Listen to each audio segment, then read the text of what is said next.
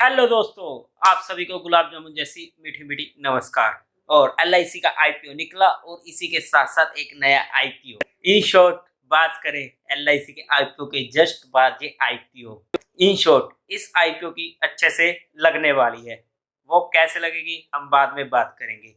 फिलहाल हम आप सभी का स्वागत करते हैं आईपीओ के लव ट्रायंगल शो में, जहां पर आज आपको इस कंपनी की पूरी कंपनी काम क्या करती है, उसके फाइनेंशियल्स कैसे हैं, उनकी डेट्स क्या है, उसके पॉजिटिव नेगेटिव और एट लास्ट में मैं इस आईपीओ में अप्लाई कर रहा हूं या नहीं कर रहा हूं, तो हम उन सभी चीजों को डिस्कस करेंगे। तो चलो शुरुआत करते हैं आईपीओ का love triangle show. Prudent corporate advisory services limited का आ रहा है ये आईपीओ। ये कंपनी 2003 में इनकॉर्पोरेट हुई थी और ये कंपनी हमें प्रोवाइड करती है रिटेल वेल्थ मैनेजमेंट सर्विसेज को। मतलब ये पूरा का पूरा फाइनेंशियल एडवाइजर वाले जो भी काम होते हैं ना, उन चीज़ों को मैनेज करती है।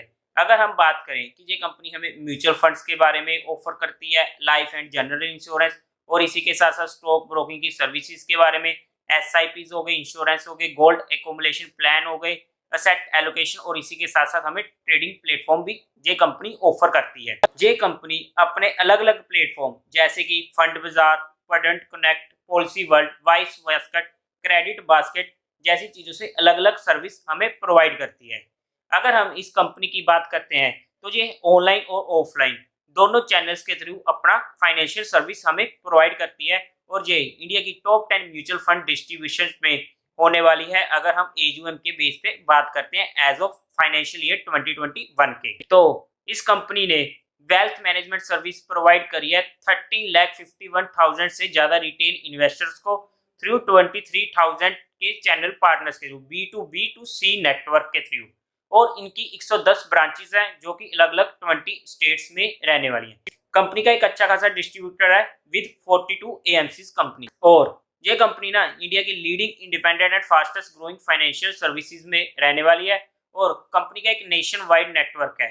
अगर हम बात करें ये अपनी सर्विसेज 16,356 पिन कोड्स एरिया में प्रोवाइड करती है, और इन्हीं के पास 1067 के इम्प्लॉय स्ट्रेंथ है, 35 लाख के लाइव फोलियोज हैं, और 15.25 लाख की लाइव एसआईपी है एज ऑफ अगर 31 दिसंबर 2021 की हम बात करें। अब हम कंपनी के कुछ पॉजिटिव पॉइंट्स की बात करते हैं। सबसे पहला, ये इंडियन एसेट मैनेजमेंट इंडस्ट्री में अच्छा खासा परफॉर्म करती है, और इनकी अगर हम पिछले सीएजीआर की बात करें तो 20% के ऊपर की है। बट अब हमें भी पता है कि कोरोना के बाद इक्विटी मार्केट में हमें कितना अच्छा बाउंस देखने को मिला और मार्केट ने हमें अच्छा परफॉर्म किया है। तो उस बेस पर सभी एएमसीज कंपनी की हमें सीएजीआर अच्छी देखने को मिली है। सेकंड, इनके पास फाइनेंशियल प्रोडक्ट्स काफी ग्रोइंग है जो कि हमें अलग अलग प्लेटफॉर्म के थ्रू डिस्ट्रीब्यूट किए जाते हैं। थर्ड, रिटेलर्स का जो एयूएम की हम बात करते हैं वो काफी ज्यादा इसमें ग्रोइंग होने वाला है, क्योंकि ये कंपनी म्यूचुअल फंड पर काम करती है। और आने वाले टाइम में हमें भी मालूम है कि इंडिया में ये इंडस्ट्रीज कैसे ग्रोइंग करेंगी। मैं सिर्फ इस कंपनी की बात नहीं कर रहा, मैं एएमसी कंपनी की बात कर रहा हूँ, क्योंकि आने वाले टाइम में जैसे जैसे फाइनेंशियल लिटरेसी बढ़ेगी तो इंडिया में इन्वेस्टमेंट की तरफ काफी ध्यान जाएगा, और जहां पर म्यूचुअल फंड्स को इसमें इंडायरेक्टली काफी ज्यादा फायदा होने वाला है। फोर्थ पॉइंट, इनका जो वैल्यू प्रपोर्शन है वो काफी इंक्रीज हो रहा है एज ए पार्टिसिपेटिंग करिंग, और इनके रिलेशनशिप जो है काफी अच्छे हैं विद एमएफडी। पांचवा पॉइंट, कंपनी के पास अच्छा खासा ट्रैक है और ये टेक्नोलॉजीज को भी काफी इंप्रूव कर रही है, और उसी के साथ इन्वेस्टर और पार्टनर एक्सपीरियंस का भी हमें फायदा देखने को मिल रहा है। और सिक्स पॉइंट की बात करें तो इनका जो डिस्ट्रीब्यूशन नेटवर्क है वो ऑल ओवर इंडिया काफी अच्छा है। और इसके साथ ना एक पॉइंट और बात करते हैं, जैसे कि हम जो छोटे इन्वेस्टर्स होते हैं, मतलब कि अगर हमने देखना है कि हमारे पास इतना अच्छा सेटअप नहीं है और हम कोई काम करना चाहते हैं, फॉर एग्जांपल हमें म्यूचुअल फंड्स के थ्रू काम करना है, तो हम डायरेक्ट इन कंपनीज के पास जा सकते हैं जो हमें एक अच्छा खासा तैयार सेटअप हमें प्रोवाइड करते हैं, जिससे कंपनी का तो बिजनेस अच्छा चलना ही है, और इसी के साथ साथ एक तरीके से अनएम्प्लॉयमेंट को भी ये थोड़ा बहुत कम कर रही है। अब अगर हम कंपनी के फाइनेंशियल्स की बात करें तो सबसे पहले अगर हम टोटल असेट्स देखते हैं तो 31 मार्च 19 को 193 करोड़, 31 मार्च 2020 को 196 करोड़, 31 मार्च 2021 को 284 करोड़, 31 दिसंबर 2021 को 387 करोड़। अगर हम रेवेन्यू की बात करें तो 31 मार्च 19 को 225 करोड़, 31 मार्च 2020 को 236 करोड़, और 31 मार्च 2021 को 294 करोड़, और 31 दिसंबर 2021 को 327 करोड़। अगर हम पीएटी की बात करते हैं तो 31 मार्च 19 को 21 करोड़ का प्रॉफिट, 31 मार्च 2020 को 27.8 करोड़ का प्रॉफिट, 31 मार्च 2021 को 45.2 करोड़ का प्रॉफिट और 31 दिसंबर 2021 में 57.6 करोड़ का प्रॉफिट। फाइनेंशियल्स काफी अच्छे हैं, कोई दिक्कत की बात नहीं है। और वैसे भी कोरोना के बाद हर एएमसी कंपनी के फाइनेंशियल हमें अच्छे ही देखने को मिले हैं। ऑब्जेक्टिव ऑफ द इशू, कोई मेजर ऑब्जेक्टिव नहीं है। कुछ एग्जिस्टिंग शेयर होल्डर्स अपना माल बेचकर इस कंपनी से एग्जिट करना चाहते हैं और प्रॉफिट बुक करना चाहते हैं। अगर हम इस आईपीओ के टाइम टेबल की बात करें तो सबसे पहले आईपीओ ओपन होगा 10 मई को, क्लोज होगा 12 मई को।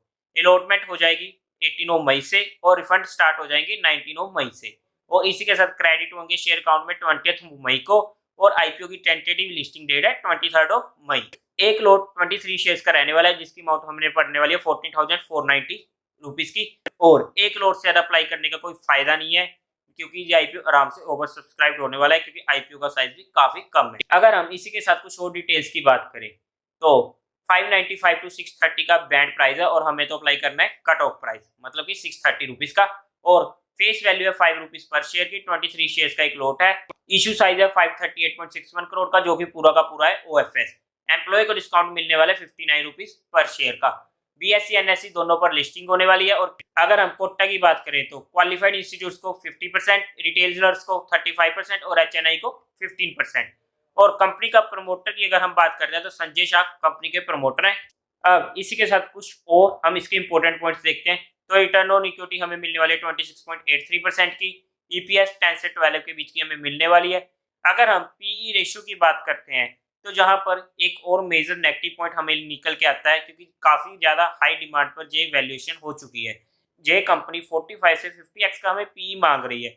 और अगर हम पीयर टू पीयर कंपैरिजन में अगर देखते हैं, फॉर एग्जांपल अगर हम पीयर टू पीयर कंपैरिजन करें जैसे कि एचडीएफसी एएमसी जिसका पीई रेशियो अभी चल रहा है 30 का, यूटीआई एएमसी का पीई रेशियो चल रहा है 18.5 का। As compare of this company is demanding very high valuation. तो ये सब चीजें तो हमने एक बार जान ली। अब हम कंपनी के दो नेगेटिव मेन पॉइंट की बात करते हैं। देखो सबसे पहला नेगेटिव पॉइंट तो यही है कि कंपनी बहुत ज्यादा हाई वैल्यूएशन मांग रही है। क्योंकि कंपनी में इतना ज्यादा हाई वैल्यूएशन मांगना, ठीक है आप लोग प्रॉफिट बुक करना चाहते हो ओएफएस निकाल के करो, बट हमारे लिए कोई लिस्टिंग का स्कोप तो छोड़िए सर। अब हमारे लिए लिस्टिंग का स्कोप नहीं है तो जहां पर सबसे पहला नेगेटिव पॉइंट तो यही आ जाता है। और अगर हम दूसरे नेगेटिव पॉइंट की बात करते हैं, इसका जो दूसरा नेगेटिव पॉइंट है ना, ये आईपीओ एलआईसी के बाद आ रहा है। अब इसमें इस बेचारे की किस्मत फूट गई है, जैसा मर्जी आप समझ लो। क्योंकि एक तरीके से अगर देखा जाए तो काफी ज्यादा अमाउंट ऑलरेडी एलआईसी के आईपीओ में ब्लॉक हो चुकी है। अब वहां पर अमाउंट ब्लॉक हो चुकी है तो इस आईपीओ को कहां से हमें अच्छी खासी अमाउंट देखने को मिलेगी। तो अगर अमाउंट नहीं जाए तो इस आईपीओ की ऑटोमेटिकली लगने वाली है। और वो आप लोगों के साथ positive point negative point, company की डेट्स, कंपनी काम क्या करती है, सब कुछ डिस्कस कर चुके हैं। अब अगर हम बात करें कि इस आईपीओ में हमें अप्लाई करना चाहिए या नहीं, उससे पहले इस वीडियो को लाइक करिए और इस वीडियो को शेयर भी जरूर करिए और चैनल को साथ साथ सब्सक्राइब करें ताकि जो आगे के आईपीओ आने वाले हैं आप उनसे भी जुड़ सकें। और अब अगर हम बात करते हैं कि हमें इस आईपीओ में अप्लाई करना चाहिए या नहीं, सबसे पहले तो एज अ डिफेंस मैं इस आईपीओ को अवॉइड ही करूंगा। बिकॉज एक तो सबसे पहले तो इसमें तो काफी ज्यादा डिमांड जाएगी नहीं और दूसरी बात इस कंपनी की हाई वैल्यूएशन। तो एज अ डिफेंसिव इन्वेस्टर इस आईपीओ को मैं क्लियर कट ना बोल रहा हूँ। और अगर मैं एज अग्रेसिव की बात करूं तो इसका डिसीजन फाइनल डे पर ही बना पाऊंगा, बट वहां पर भी एटलीस्ट लगभग ना ही होगी। अब क्योंकि एचएनआई के रूल्स चेंज हो चुके हैं तो वहां पर रिटेलर्स को काफी अच्छी लॉटरी लगी है। बट इस आईपीओ में एज एचएनआई भी मैं बिल्कुल ही क्लियर कट ना हूं। और आप लोगों के साथ जो नए आईपीओ आ रहे हैं अगर हमें उसमें एचएनआई में रिप्लाई करना चाहिए या फिर एचएनआई के कौन से नए रूल आए हैं जिससे आपको फायदा हो सकता है, तो उसकी वीडियो भी आपको जल्दी ही इस चैनल पर मिल जाएगी। तो इस चैनल को सब्सक्राइब जरूर करें। Thank you very much.